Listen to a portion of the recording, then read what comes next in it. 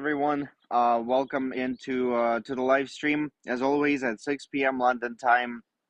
Today's a beautiful day here in San Francisco. The weather is nice. It's a little cold, but at least it's not raining or snowing like in Chicago past month or so. Um, Today we are. To be honest with you guys, there's not much to say just because it's weekends right now, and especially here, nothing is really open event wise. On weekends, on Saturdays, Fridays, Saturdays, and Sundays, it's usually parties in the evening and stuff like that. We don't really attend a lot of parties. Not very good party people, all three of us. So we're still staying home for the most of the time, working at home. Good thing we have computers and internet and everything on that side is good. And in the evenings, just walking around, seeing new places. Yesterday we visited three cool places. We went to headquarters of Google, Apple, and Tesla. They did not let us to get into Tesla headquarters property. They just turned us around right away. The only thing I saw is that all the employees of Tesla that were parked on the property, absolutely all the cars, 100% of them were Teslas.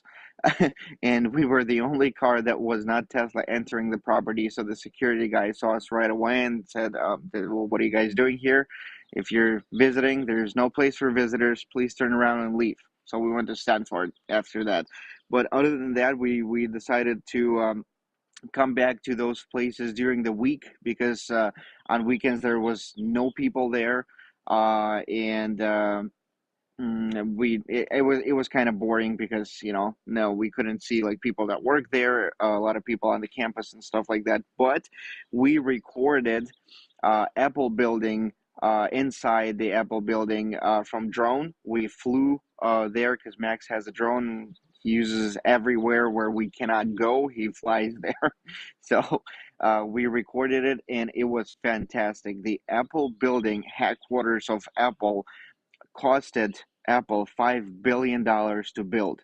It's a huge property. It's I don't know. It's like I don't know 5-10 soccer fields is one building. It's a round shape, and all the round building itself is all the offices, and in the middle of it, it's all parks and forests and playgrounds and you name it. It's just for walking around and chilling for employees of Apple, but regular people are not allowed to go in there, at least during the weekends. We've heard that there are inside there, but well, we don't know yet whether it's they're working right now or not.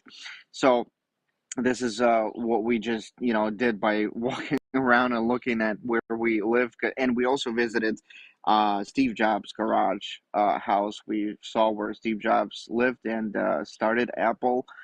So that was cool too. Really small house, nothing, uh, ordinary there. It's just a regular, I mean, 2-3 bedroom house in there. So yeah, that was cool. So, project wise, I will not share any new information. Everybody's know what we're doing. Everybody's know what we're moving and planning to do.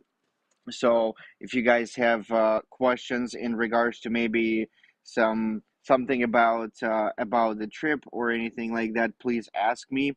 Today is going to be a shorter live just because again, just because it's a weekend. On Friday we have a live stream with news, and Friday to Sunday is usually the time where nothing is working. Also, one more thing before we jump to questions. The important thing that I forgot to tell you guys is that we've scheduled a call with a CTO for the project. So the main programmer, IT person that handles front and back end, so both sides, and he is the every team needs a person that controls everybody, basically all program or all IT people. And one guy from Europe reached out to us and said that he was interested and wanted to schedule an appointment. It does not mean that we are hiring him or anything like that. We're just gonna talk to him on Tuesday. basically tell him about the project. We already sent him all the links and everything, so he can get prepared to the call and look through everything and learn what we do in order for our conversation to be more productive. So this is what we did, and we're looking forward to see him on Tuesday. We're probably just going to schedule a Zoom call or something like that and talk more and see what he knows. How can he be helpful to the project? Talk about about everything else, how we're pay wise, and all those small details about him, and if he is going to be a good fit for us, and we think that this will push the project further and help us. We will most likely going to start working right away, which is a good news, and this happened yesterday. So this is the only thing I did not share with you guys work wise. So I think this will be it with the news, if you can call it news. And I am ready for the questions. So let's go ahead and see if we have any questions today. Hello, Rafael. I see just one question now. This question is Yeah, from sure. Nikolai Borisov. Mm-hmm. And the question is, Rafael, good evening. Please tell me when to attract business partners and how to choose them correctly. Uh, Business partners and how to choose them. Well, I can probably only judge by my own experience. I do know different businessmen in different, areas of business, and all of them have different ways of hiring. Some people, some bosses, I would say, hire people by their resumes and their previous work and stuff. If you're talking about hiring, if you're talking about business partners, that's a very difficult um, subject to talk about because everybody is different. I personally, it's very, very important for me to be able to be open with the person I work with as a partner, and I have to, be sure that I can trust the person and say, I don't have to hide all the insides of the company and what's going on from this person because I have to trust him. And it's a very good thing that if your partner is your friend at the same time, and you guys know how to divide basically work and friendship. And I think we're doing really good here because at Grand Time and our other projects, since we it's three of us that are working together 24/7 for the past I don't know, 4 years or so. We've learned how to divide work and friendship and fun, work and fun. So we can, one day we can sit in the office and scream at each other, and anything can happen. It's just how business works. We can argue and disagree, but then once we leave the office, we're best friends and we don't even talk about work, and everything that happens at work in the office stays there, and we do not um, bring it to our normal life. So for me personally, this is one of the most important things that you know how to you can communicate together, you can be friends, you can be serious, and you can trust each other like nobody else. Business partner, it's like a wife or a husband if you're a girl. There is many stages that you go through while you work together, and you have to adapt to all of them. So business partner, in my point of view, is this kind of person. But all people are different, and all people are thinking differently. Some people just want to workhorse, and they're not socializing after work, and this is fine too. At least as long as you find a person uh, that you're comfortable with, this is a good business for you. So that's my point of view. That's how I lived, and that's how I found my partner, and he found me. We were friends in the beginning, and then we started. So hopefully I answered your question, Olga. Do we have any other Yeah, yeah, questions, or that yeah. was Thank just you. one? Yeah, yeah, yeah. We have questions now. The next is from Oksana Pipenko. Mm-hmm. Rafael, In the context of the imposition of sanction in certain countries, the question of linking the platform to Instagram is becoming more and more important. Is the team considering linking the platform to other social networks, or priority to create Uh, their own network? we are definitely thinking about everything that's going on. Again, I will not cover or discuss politics here at all, but business wise, we do think about how we're going to.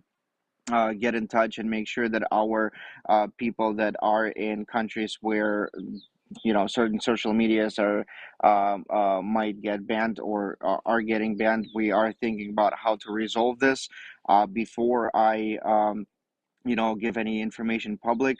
I would prefer to be sure on my end of how exactly this will be resolved, and definitely the whole community will be notified on whether we're adding some other social media to our project or not, or creating our own. But obviously, we are going to be creating our own too, but that's in the a little bit further down the road, most likely, closer to the end or after the pad. That's when we are gonna start, creating our own um, social media inside the platform. That's gonna be by saying creating our own is saying that it's going to be working just, great. And as of right now, I don't really have an answer to this question. Because we're not adding anything like right now.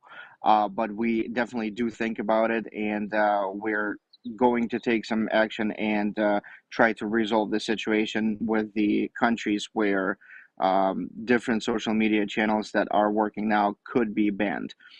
And yeah, I think I would answer this question this way.